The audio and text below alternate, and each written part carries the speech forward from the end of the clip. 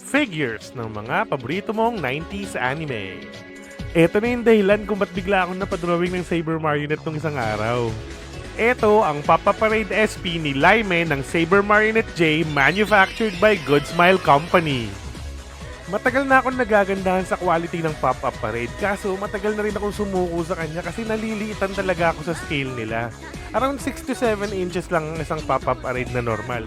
Pero kung gusto mo nung malaki, meron silang XL, around 16 inches ang isa. Parang pang-altar na yun, tsaka napakamahal din. Pero last year, in-announce nila na magkakaroon sila ng Pop-Up Parade SP. At isa sa mga unang figures na ilalabas, si Laime ng Saber Marionette. Wala halos makitang Saber Marionette figures. Kaya matik na yan.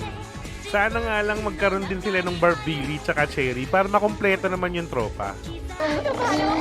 Utaro? Pwede ba babaeng maskulada? Bitiwan mo na si Utaro at mabibisat na! Anong sinabi mo? Barbili, ano bang problema ang sinasabi mo?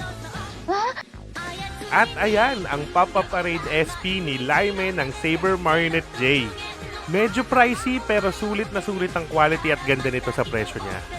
Ikaw, pinanood mo rin ba yung Saber Marionette dati? Gusto mo rin ba nito? Ano pa bang mga 90s anime ang masarap isama sa koleksyon natin? Hanggang sa susunod na laruan, ito nga pala si The Figure Collector.